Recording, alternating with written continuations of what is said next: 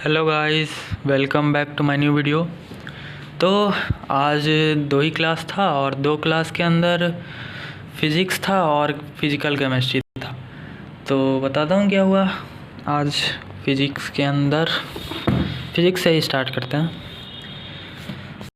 तो के अंदर हम लोग सर पढ़ाए हैं आज वही क्या बोलते हैं, क्वेश्चन करवाएं, सिर्फ क्वेश्चन। पहले तो ये होमवर्क मिला था, ये वाला ये करवा दिए, फिर ये वाला भी होमवर्क मिला था, ये करवा दिए, डिस्कशन करवा दिए, मतलब सॉल्व नहीं किए। फिर क्वेश्चन पे क्वेश्चन दिए, ये वाला क्वेश्चन दिए, फिर और मतलब स्टैंडर्ड क्वेश्चन सब करवाएं। इसके रिज़ल्ट को याद भी रखना है कि सेंटर से ऊपर कितना डिस्टेंस पे फोर्स लगाए कि फ्रिक्शन ज़ीरो हो जाए, तो यही आता है फोर्स। और इस फोर्स को रेडियस ऑफ गायरेशन के फॉर्म में ऐसे लिख सकते हैं, k²/r। सो यही है। फिर एक और स्टैंडर्ड क्वेश्चन करवाएं, इंक्लाइंड प्लेन वाला। इसके ऊपर मतलब एक्सेलरेशन क्या होगा इस सर्कुलर ब्लॉक मतलब ऑब्जेक्ट का मतलब बताया नहीं कि कौन सा ऑब्जेक्ट है। इसका मोमेंट ऑफ इनर्शिया आई दे दिए और यही तो एक्सेलरेशन और फ्रिक्शन निकालना था। तो ये दोनों रिज़ल्ट आया था, इसको भी याद रखना है क्योंकि एग्ज़ाम में डायरेक्टली पूछ लेता है मेंस में। फिर उसके बाद यही बताया कि किसका मतलब एक्सेलरेशन ज़्यादा होगा। तो अगर आई हॉलो सिलेंडर का सबसे ज़्यादा होता है सर्कुलर ऑब्जेक्ट में, तो उसका एक्सेलरेशन सबसे कम होगा, इन्वर्सली प्रोपोर्शनल हो गया। और फ्रिक्शन डायरेक्टली प्रोपोर्शनल हो जाएगा उतना ही ज़्यादा, और म्यू भी डायरेक्टली फ्रिक्शन है तो म्यू भी उतना ही होगा। फिर टोटल काइनेटिक एनर्जी, अगर ब्लॉक नीचे आ गया पूरा तो उसका टोटल मतलब काइनेटिक एनर्जी कितना होगा, मतलब इतना मतलब ग्राउंड पे। तो वही mgh के मतलब फाइनल काइनेटिक एनर्जी। तो काइनेटिक एनर्जी इन सारे मतलब सिलेंडर का, हॉलो स्फीयर का, सॉलिड स्फीयर का और सॉलिड सिलेंडर का, अगर मतलब उन सब का काइनेटिक एनर्जी सेम होगा, मतलब किसी चीज़ पे डिपेंड नहीं कर रहा है। काइनेटिक एनर्जी के अंदर ट्रांसलेशनल और रोटेशनल काइनेटिक एनर्जी आता है। तो वही सॉलिड स्फीयर का काइनेटिक एनर्जी नीचे ग्राउंड पे सबसे ज़्यादा होगा और ट्रांसलेशन काइनेटिक एनर्जी सबसे ज़्यादा होगा, और रोटेशनल काइनेटिक एनर्जी स्फीयर का, सॉलिड स्फीयर का सबसे कम होगा। उसके ऊपर एक क्वेश्चन भी दिए वाला होमवर्क। फिर एक और क्वेश्चन करवाएं और इसको मतलब फिर से करना पड़ेगा, हम ठीक से समझ नहीं पाए थे इसको, तो इसको फिर से ट्राई करेंगे। फिर ये एक 3D वाला, ये भी होमवर्क दिए सर, करेंगे। इसको मैं मतलब कल करूँगा क्योंकि कल संडे है, तो कल मेरा टेस्ट होने वाला, टेस्ट मतलब क्विज होगा, तो उसी का तैयारी करना पड़ेगा। कुछ अभी याद कुछ नहीं किया और रिवीजन करना पड़ेगा।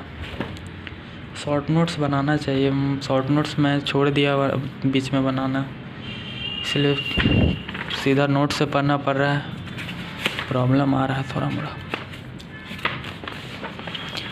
शॉर्ट नोट्स बनाएंगे, छुट्टी मिलेगा ना, 10 दिन छुट्टी मिलेगा, शॉर्ट नोट्स बना देंगे पूरा और मॉड्यूलर क्वेश्चन करेंगे।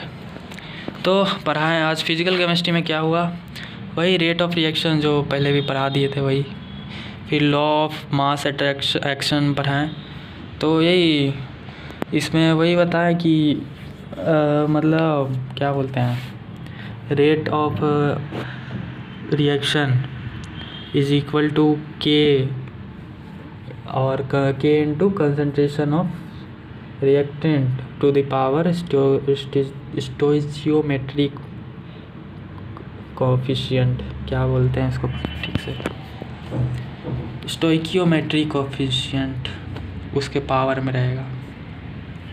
तो वही के मतलब क्या बोलते हैं, rate constant, forward rate constant by backward rate constant is इतना होता है के इक्विलिब्रियम कांस्टेंट इसको बोलते हैं, और ये इसके बराबर होता है।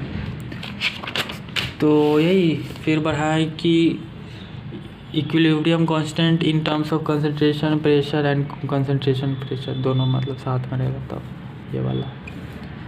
तो ये पढ़ा है KC relation between KP KC ये पढ़ा दिए। ये होता है KP is equal to KC into R T to the power delta n g. Delta n g कुछ नहीं है बट सी प्लस डी, मतलब जो प्रोडक्ट में है उसका क्या बोलते हैं स्टोइक्योमेट्रिक कोफिशिएंट का मतलब addition minus addition of stoichiometric coefficient of reactants, यही होता है इसके डेल्टा एन जी। तो यही हुआ। फिर कुछ एग्जांपल्स करवाएं मतलब क्वेश्चन के फॉर्म में, दिख रहा है कि हाँ। तो यही सबका केपी कैसे निकालना था और डेल्टा एन जी निकालना था। डेल्टा एन जी अगर पॉजिटिव में आ रहा है तो केपी बड़ा होगा केसी से, और निगेटिव में आ रहा है तो केपी छोटा होगा केसी से। और अगर डेल्टा एन जी 0 आ रहा है तो केपी इज इक्वल टू केसी हो जाएगा। इतना ही पढ़ा है आज फिजिकल केमिस्ट्री के अंदर। आज 2 ही क्लास था तो जल्दी आ गया हूँ आज, 1 घंटा मतलब 2 घंटा पहले आ गया हूँ रूप पे। तो इतना ही हुआ आज। फिर सुनने में आया कि दिवाली गिफ्ट भी मिलेगा, जहाँ मतलब 16-17 से पहले। तो देखते हैं मिलता है कि नहीं, क्योंकि मैं 16 के रात को ही मतलब निकल जाऊँगा कोटा से, दिवाली में घर जाना है। सो दैट्स ऑल। मिलते हैं कल तो नहीं बना पाऊँगा, परसों वाले वीडियो में, क्योंकि कल संडे है और कल क्लास नहीं होगा, कल टेस्ट है, इसीलिए पढ़ूँगा मैं, तो वीडियो नहीं बना पाऊँगा कल। अब मैं छुट्टी के दिन नहीं बनाता वीडियो। तो मिलते हैं 2 दिन बाद, हाँ। So that's all, bye.